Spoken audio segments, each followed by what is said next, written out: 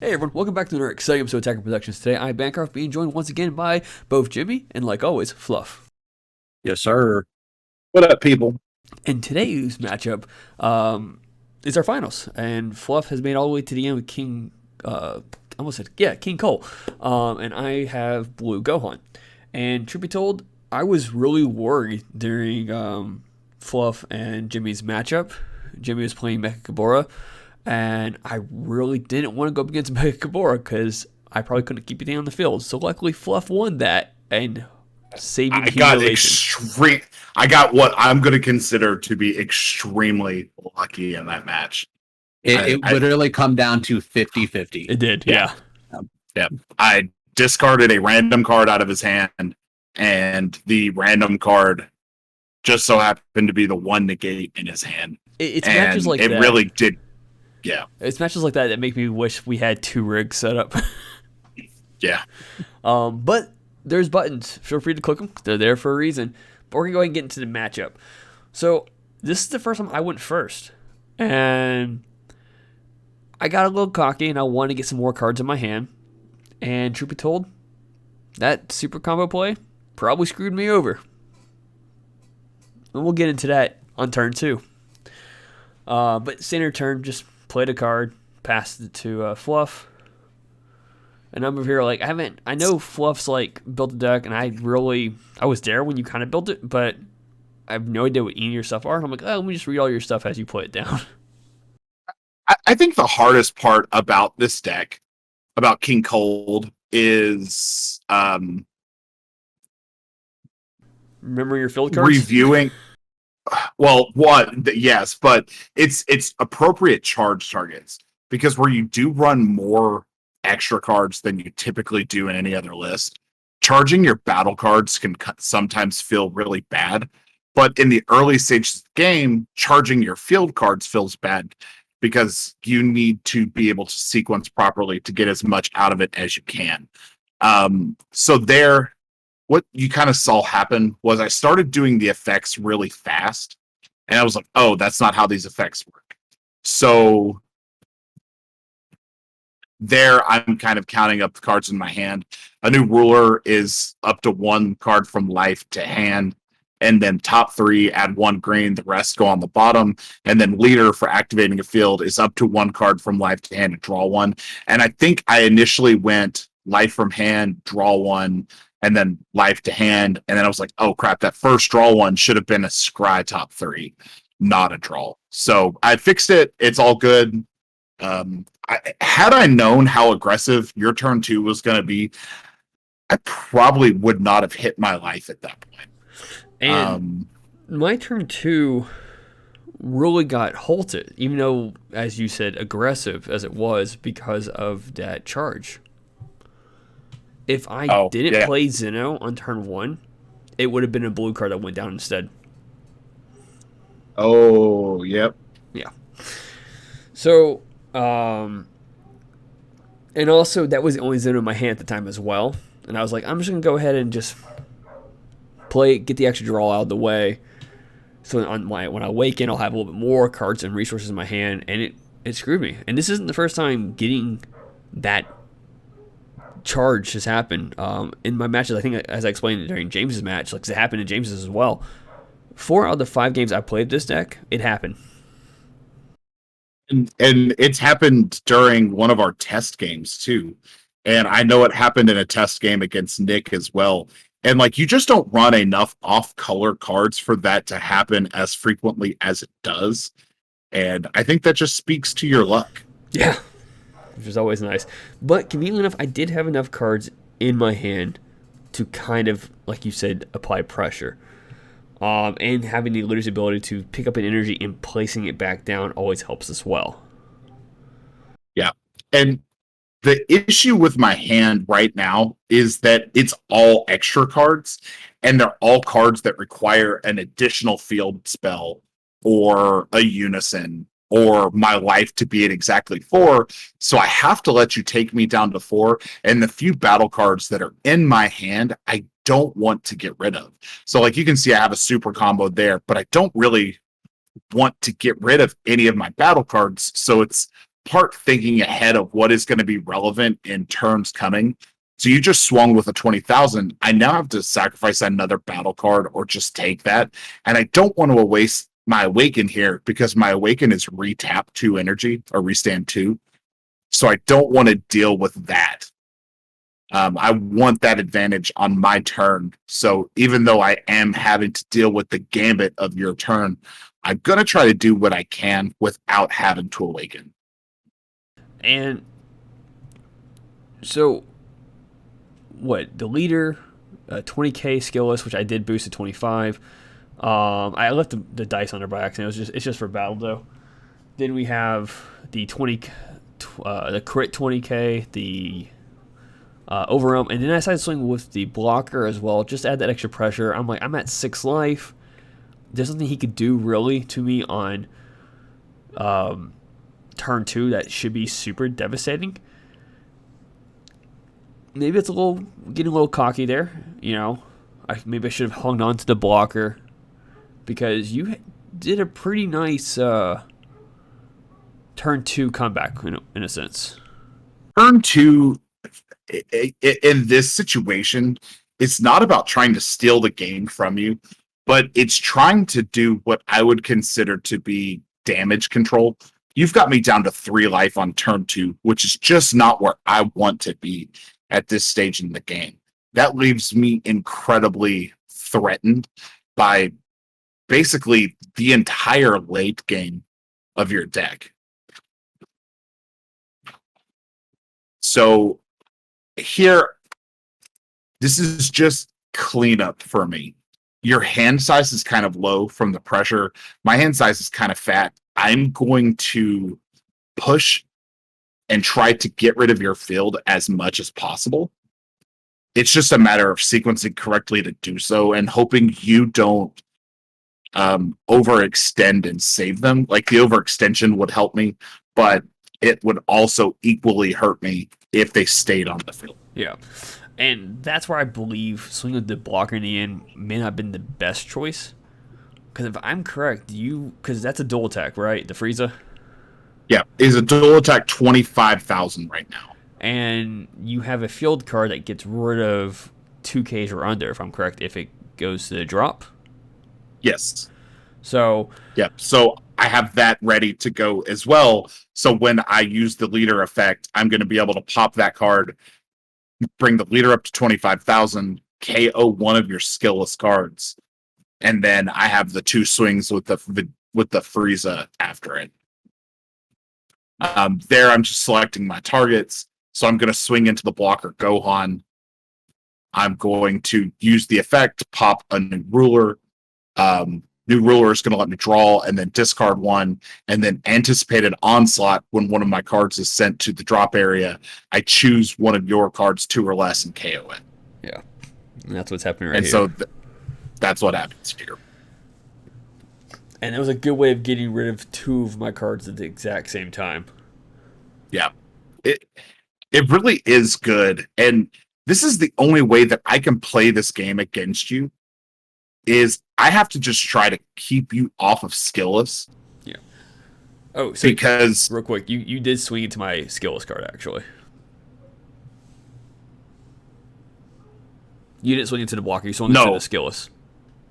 I swung into the other skillless, and then you comboed out of it. Yeah. So that's fine. I've still got the Frieza on field, so I can get that. It sucks seeing Unstoppable Invasion there after I've already swung with my lead, so I can't take advantage of the double strike. But if I'm not mistaken, I already had 1 in hand. I knew it was more valuable for me to clear your field than try to deal with your life. Your hand size, your hand total is kind of low, and I want to leave it low if I can. And regardless, it's still a better choice because even if I had the another super combo in my hand, if you would have for some reason gone for my life, you would have got me down to a safer area to use the super combo then. Yeah. And that's why I was thinking, like, you awaken having the blocker not swing, you would have forced you to, if you wanted to continue pushing, you would have had to attack my leader. Yes. it was really you pushed really hard, and it took me down to a low life total, but it was also a huge resource dump on you. And it just kind of allowed me to carry this swing and momentum on turn 2. And I completely forgot about charismatic. I just now have, yeah. And the thing that I like about this deck is usually in green, you don't have much to do with charismatic villain once it hits the field. But because of terrified realization, your charismatic villain is an applicable threat towards your opponent's leader. Under terrified realization's effect, charismatic villain is a 15,000. So it can be just a pressure at that point. And I think we fix the second. You do get a draw off to Bardock being played, and I think you allow me to get that draw in the second. Yeah. So here I'm just swinging the swing, resending energy practically. I think here's where I was like, oh yeah, I was supposed to draw.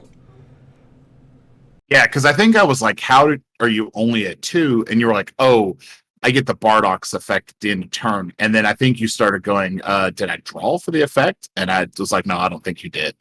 So I'll let you grab that. I'm not unreasonable. I mean, you're in a safe spot. I'm not. Even if I weren't in a safe spot, this isn't some large event. But somebody with a champion mat should remember their effects. Just saying. Yeah. It's kind of mad disrespectful that you're running this champion mat and you're not even the champion. You weren't even the running to be champion. Look, I was a champion at that event. Oh, at that event? Yeah. When I got that mat, I was the champion. Unsanctioned. Wasn't even aired. I think it was recorded, actually. Didn't count. I didn't log it in the system. That's because it wasn't like Diesel beating Bob Backlund at Madison Square Garden on a random house show. Also, this was a special event we threw together, so yeah, it was a sanctioned event. I was expecting a little bit more pressure on your turn than what you did. I have one blue energy and one red energy. I can't do anything. There's always options. So I played the ape only because I had no other option. Like, I had the unison in my hand ready to go, and then swing the leader to restand energy again. But because I wasn't at 5 life, I couldn't. Or because I had that red card charge, it really pushed me back a turn. And we talked about this, like,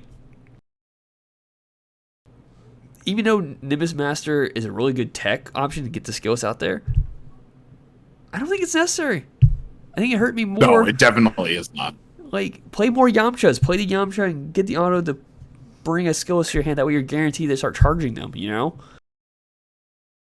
As much as it stalled you out, it definitely hurt you more than it helped you. Even if you were able to use it to put out a skill list, you're still not putting your 10 drop out until turn 5 unless you find a Zeno that'll let you pick that red card up. Yeah. So... Oh, I have it now. I have the Zenos now. Yeah. The Hatchiyak was... The Hatchiyak hurt my feelings there a little bit because I have such an aggressive field. Yeah, I think you even said that kind of hurt a little bit. Yeah. I mean, I've got 2 dual attackers that are 25,000. I've got the charismatic villain. I've got the unison. I did thankfully get the double strike with the lead, so I'm happy about that. But then Hatchiyak just completely killed the momentum of my turn, which is fine. I'm in a pretty good spot. It forces me to leave 2 energy open, which lets me use a homicidal clone if I need to, or tap 2 energy for whatever. So I went ahead and charged the red energy as part for the unison because I have nothing in my hand that could use the red energy.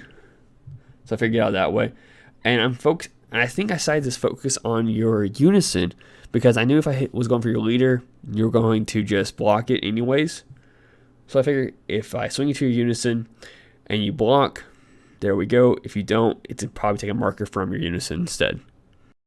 Yep. And I'm actually kind of okay with that, I believe. It keeps me from having to burn negates. It keeps me from having to spend my resources. If you choose to just focus on my unison, I'll let you get the unison. And if like the unison goes to 2 markers, I may choose to defend it based on what's happening in my hand. Like, do I have another charismatic villain or something like that? And I actually think, I can't remember if it was this game or another, but I was playing a game and it might have been a friendly, but I forgot to actually charismatic villain at a point.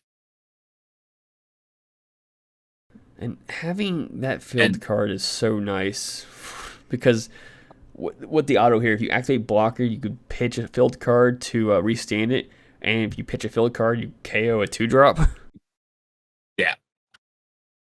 Yeah, that's auto on skill activation. So now that's going to happen.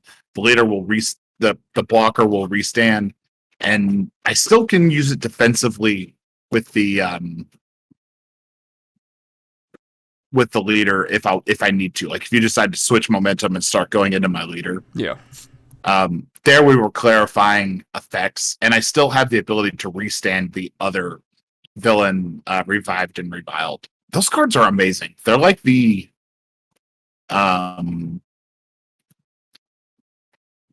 Goku hit out of what are they out of? Are they out of set 10? I believe so. Yeah. They're like the Goku hit out of set 10, except you can play them for 1 energy or free if you played the correct field skill with the unison. Yeah. So this is an interesting turn, if I'm correct. We didn't really go over it on the last one because I forgot that on your turn through when you were pushing pressure, I took the first double strike attack, and then you paid 1 energy because I was keeping track. You're playing green, you have the counter in your hand. So after you had paid that 1 energy, is when I played hat check. I think that's also why you were kind of like a little thrown off by that. But during this turn, I completely forgot that you have 4 open energy. And so like it looks like I'm playing safe and just taking the hits, and I'm being aware, okay, he could counter me any moment. And I'm comfortable going down to 1 life. I have cards in my hand, I have the 1 open energy, I can start negating whenever I feel like it. Or in this case, I think maybe comboing again. Yeah, to get another active energy. But I completely blank out. So my thought process in this turn was I have like 6 or 7 attacks. I'm just going to start pushing into Bancroft and poking at him with these. He'll burn combos and you'll burn resources trying to get these guys off the field or trying to prevent yourself from taking damage. Yeah. Like that, tapping yourself out. And I just knew that it was kind of going to be a thing. So you get yourself to 2 here, and I'm like, okay, very soon you're going to have to start activating negates, or you're going to have to like sparking on this attack, or you're confident that you can combo out of this.